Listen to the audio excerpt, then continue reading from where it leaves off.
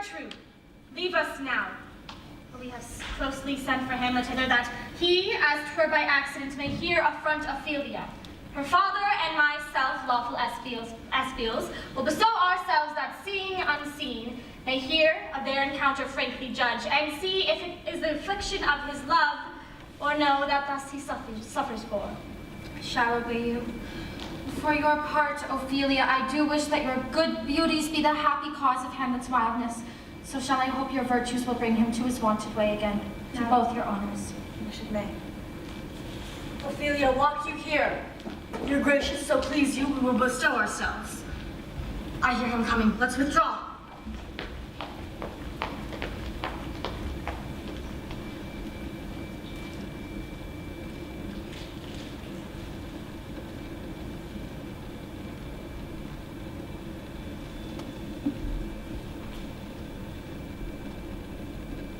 To be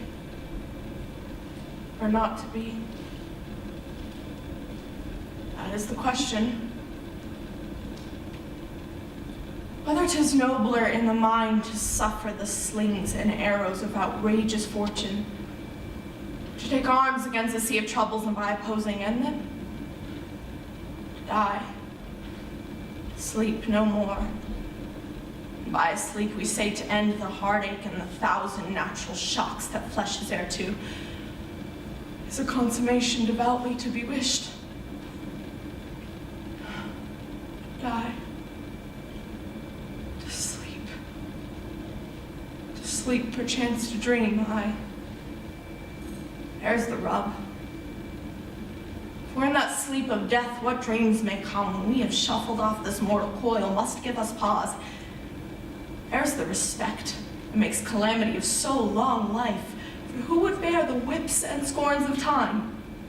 The oppressor's wrong, the proud man's contumely, the pangs of despised love, the law's delay, the insolence of office, and the spurns that patient merit of the unworthy takes, when he himself might his quietus make with a bare bodkin. For who would fardels bear to grunt and sweat under a weary life, but the fear of something after death? That undiscovered country from whose bourne no traveler returns puzzles the will. It makes us rather bear those ills we have than fly to others we know not of. Thus, conscience does make cowards of us all.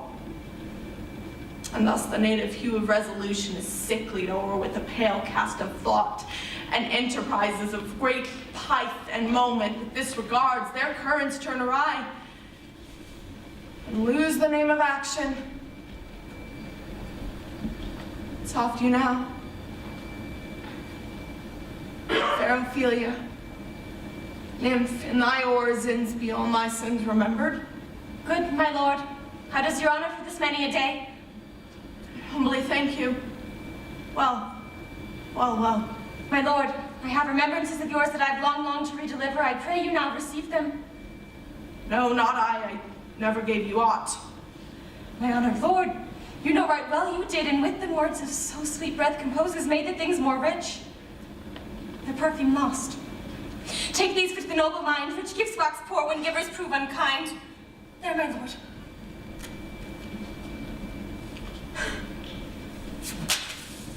Are you honest? My lord.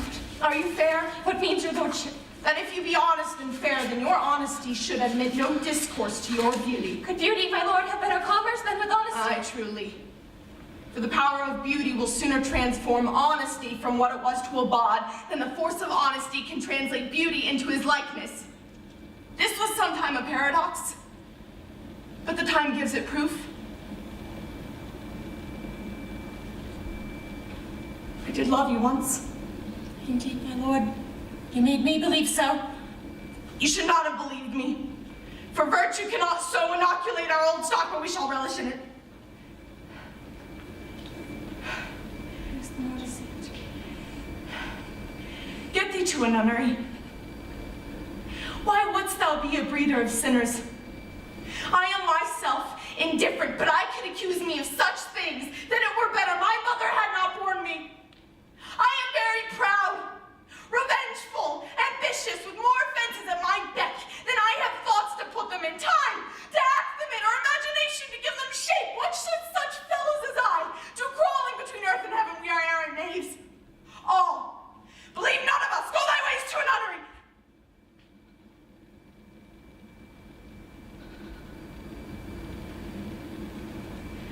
is your father?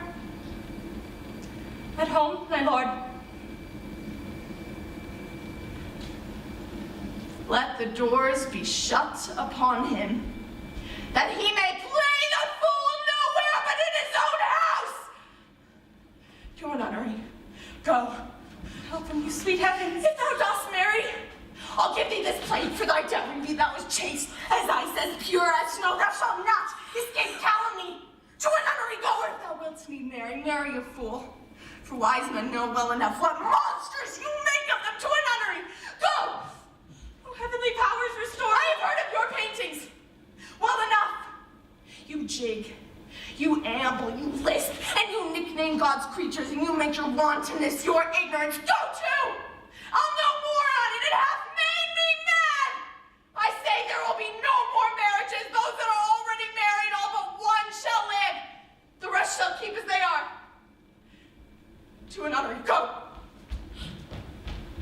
Oh, what a noble mind is here were thrown.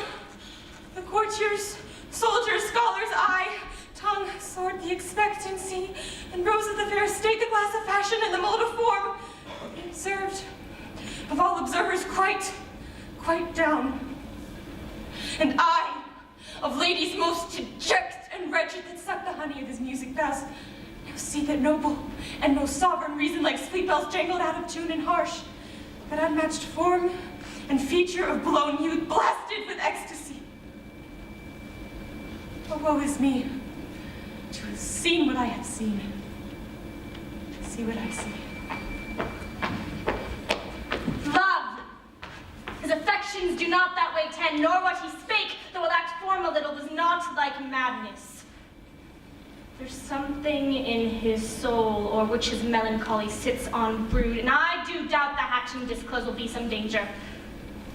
Therefore, I have in quick determination thus set forth, he shall with speed to England for the demand of our neglected tribute. It shall do well, yet do I still believe the origin and commencement of his grief hath sprung from neglected love. How now, Ophelia, you need not tell us what Lord Hamlet said, we heard all. My lord, do as you please, but if you hold fit after the play, let his queen mother all alone entreat him to show his grief. Let her be round with him, and all be placed so please you in the ear of all their conversation. If she find him not, to England send him, or confine him where your wisdom shall best think. It shall be so.